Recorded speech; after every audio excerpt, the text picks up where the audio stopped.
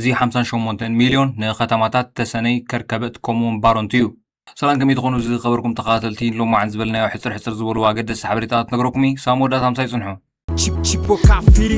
بنك لمعاد أفريقيا بقاش باركا قرب إلكتريك نممحياش باجت سلعو بنك لمعاد أفريقيا بسلسة ختماتات إيرترا قرب إلكتريك نمسفحفح نا 58 مليون دولار وفرق كايد مخانو أفليتو እቲ ብ18 ለካቲት ዝጸደቐ ባጀት ኣብ ጋሽ ባርካ ዝርከቡ ሰለስተ ከተማታት ተሰነይ ከርከበት ከምኡውን ባረንቱ ጽሩይ ዘይቋረፅን ኤሌክትሪክ ንምቕራብ ንዝዓለመ ከም ዝኾነ ባንክ ልምዓት ኣፍሪቃ ኣፍሊጡ ኣሎ። ካብቲ ሰልዲ እቲ 37.31 ሚልዮን ዶላር ብቐጥታ ካብ ባንክ ልምዓት ኣፍሪቃ ዝወሃብ ኮይኑ እቲ ዝተረፈ 20.73 ካኒ ካብ ካልእ ባንክታት ብሓገዝ ዝርከብ ምዃኑ እውን ኣፍሊጡ ኣሎ። ባንክ ልምዓት ኣፍሪቃ መወዳእታ ዓመት 2025 ናብ መላእ ኤርትራ መሰረተ ልምዓት ንምምሕያሽ ቁጠባዊ ዕድላት ንምስፍሕፋሕን ርጉእ ኩነታት ንምፍጣር ዘኽእል ግዝያዊ ስትራቴጂካዊ ውጥን ከም ዝሓንፀፀ ምግላፁ ዝዝከር እዩ። ኣብቲ እዋን ኤርትራ ምስ ብድሆታት ትሑት ኣፍራይነትን ክሊማዊ ፀቕጥታትን ውሱንነትን መሰረተ ልምዓት ንኡስ ብሕታዊ ጽላትን እናገጠመት ምቕሉል ቁጠባዊ ዕቤት ተመዝግብ ከም ዘላ ዝገለጸ ባንክ ልምዓት ኣፍሪቃ ኣብ ሰለስተ ቀንዲ ሜዳታት ማለት ፀዓት፣ ማይን ፅሬትን ከምኡ ቁጠባውን ፋይናንስን ምሕደራ ንዝህቦ ሓገዝ ከም ዘስፍሖ ሓቢሩ መንባሩ ዝዝከር እዩ። ኣብ መዳይ ፀዓት እቲ ባንኪ ምስ ኤርትራ ብምትሕባር ዘተኣማምን ርትዓዊ ዋጋ ኣገልግሎት ንሓይሊ ኤሌክትሪክ ንምስፋሕ ኣብ ተተካይ ፀዓት ኣተኪሩ ከም ዝዓይን ኣብ መርበብ ሓበሬቱ ሓቢሩ ኣሎ። በቲ 58 ሚልዮን ዶላር 34 ሜጋዋት ዝዓቆነ ኤሌክትሪክ ከመንጩ ከም ዝኽእል ንኡስ ርባብ ብምትካል ኣብ ከተማታት ተሰነይ ባረንቱን ከርከበትን ዝርግሐ ኤሌክትሪክ ኣብ ምስፍሕፋሕን ብርትዓዊ ዋጋ ንኣባይትን ትካላትን ኤሌክትሪክ ኣብ ምቕራብ ክሰርሕ እዩ። ብዘይካዚ ጽሩይ ማይ ኣብ ምቕራብ መስኖኣዊ ሕርሻ ኣብ ምዕባይን ምህርቲ ኣብ ምብርካትን ክሰርሕ ንዘኽእል ቀረብ ኤሌክትሪክ ከዋድድ እዩ። ባንክ ልምዓት ኣፍሪቃ ብዘውፅኦ መግለፂ ብተወሳኺ ኣብ ልዕሊ እቲ ዝነበረ 542 ኪሎ ሜትር ዝዝርጋሕ ሓድሽ መስመር ኤሌክትሪክ ክዝርጋሕ ምዃኑ እዚ ኸኣኒ ንተናእሽቱ ኣግሮ ኢንዳስትሪ ዝርግሐን ምስፍሕፋሕን ዋጋታት ቀረብን ክንክንን ክገብር ምዃኑ እዩ ሓቢሩ። ባንክ ልምዓት ኣፍሪቃ እዚ ፕሮጀክት ብዙሕ ናይ ስራሕ ዕድላት ክፈጥር እዩ። ብፍላይ ድማ ኣብ እዋን ህንፀቱ ብምባል ነተን ኣብ ተተካይ ፀዓት ዝነጥፋ ትካላት እውን ናይ ቴክኒካዊ ዓቕመን ኣብ ምዕባል ክሰርሕ ምዃኑ ኣፍሊጡ። ብሓፈሻ እዚ ሓድሽ ፕሮጀክት ኣሳት 306,000 ተጠቀምቲ ክኾኑ ትፅቢት ከም ዝግበር ባንክ ልምዓት ኣፍሪቃ ኣፍሊጡ ኣሎ። ባንክ ልምዓት ኣፍሪቃ እዚ ፕሮጀክት እዚ ብዙሕ ናይ ስራሕ ዕድላት ክፈጥር እዩ። ብፍላይ ድማ ኣብ እዋን ህንፀቱ ብምባል ነተን ኣብ ተተካይ ፀዓት ዝነጥፋ ትካላት እውን ቴክኒካዊ ዓቕመን ኣብ ምዕባል ክሰርሕ ምዃኑ ኣፍሊጡ።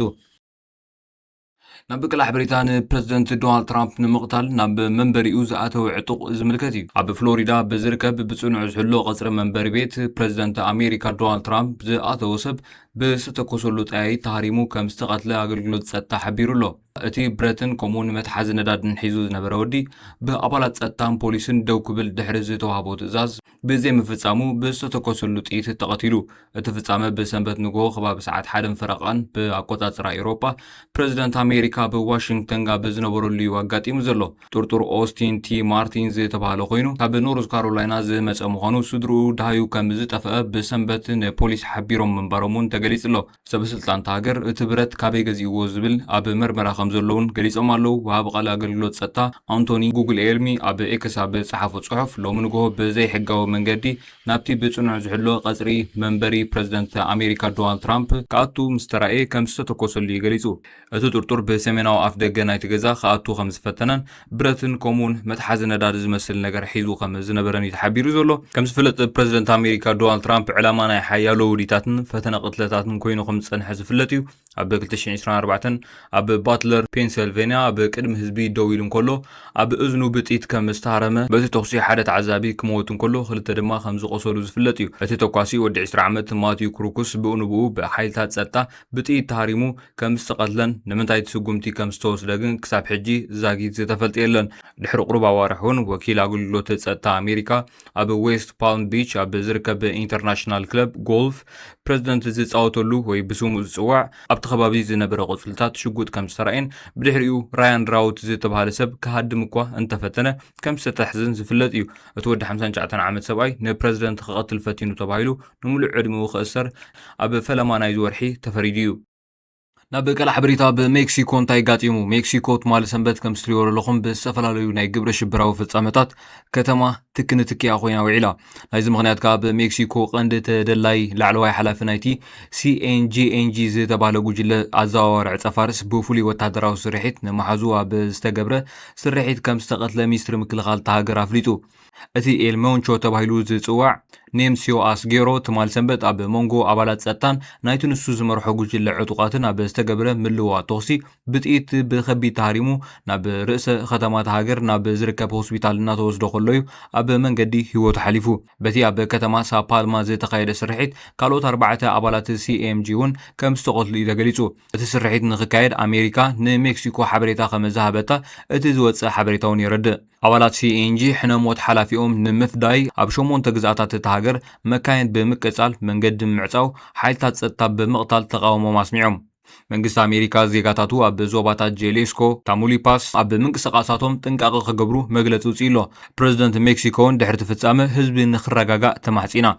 ወዲ 59 ዓመት ኤልሞንቼ ኣባል ፖሊስ ዝነበረ ኮይኑ እቲ ንሱ ዝመርሖ ጉጅለ ኮኬይን ሜታፌንታሚንን ፊንታሊንን ዝተባህሉ ዕፀፋርሳት ናብ ኣሜሪካ ይዝእቱ ኣሜሪካ ንኤልሞንቼ ንምሓዝ ዝተሓባበረ $15 ሚልዮን ክትህቦ ምዃና ሓቢራ መንባራ ዝዝከር እዩ ሚኒስትሪ ምክልኻል ሜክሲኮ ኣብ ዘውፅኦ መግለፂ እቲ ስርሒት ብፍሉይ ሓይልታት እቲ ሃገር ብፅፉፍ ኣገባብ ከም ዝተገብረ እውን ተሓቢሩ ኣሎ ኣብቲ ንኤልሞንቼ ንምሓዝ ዝተኻየደ ፍሉይ ስርሒት ነፈርቲ ውግእ ሓይሊ ኣየር ከም ዝተሳተፉ እቲ ሚኒስትሪ ኣብ ዘውፅኦ መግለፂ ኣፍሊጡ ኣሎ ሕርዚኡ ኣባላት ሲኤንጂ ሕነ ሓላፊኦም ንምፍዳይ ኣብ 8 ግዝኣታት እቲ ሃገር መካይን ብምቅጻል መንገዲ ብምዕፃውን ሓይልታት ጸጥታ ብምቕታልን ተቃውሞም يسمع له بزيوها بسوشيال ميديا استفلاليو خمس عينات ناي مكسيكو سلتا زوت زلو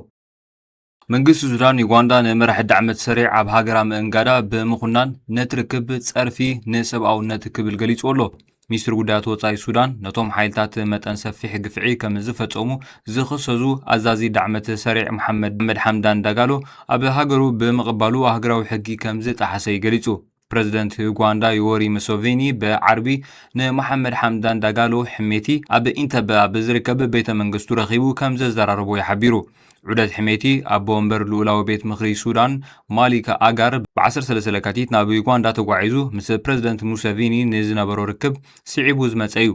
نسراويتو السودان دعمت سريعين كشم قلب حبرة أفريقيا زتمزز موسيفيني بسلامة وبوليتيكا فتح كمزة تكور قليس الله بايتو سلامن ستان حبرة أفريقيا بعشران شومون تنتقم تلتشن عشران حموشن عبزوس فروساني بريزيدنت موسيفيني نخلت يوم حيلتات بريزيدنت موسيفيني نخلت يوم حيلتات كزات يرو زخلو بايتا كتا تحت مزيزو ሚኒስትሪ ጉዳያት ወጻኢ ሱዳን በሰንበታ በዘውፅኦ መግለፂ መንግስቲ ሱዳን ነቲ ብኡጋንዳ ንኣዛዚ ግብረ ሽበራዊ ምልሻ ዝኾነ መሐመድ ሐምዳን ዳጋሎ ዝተገብረ ኣቀባብላ ብጽኑዕ ይኽንኖ ኢሉ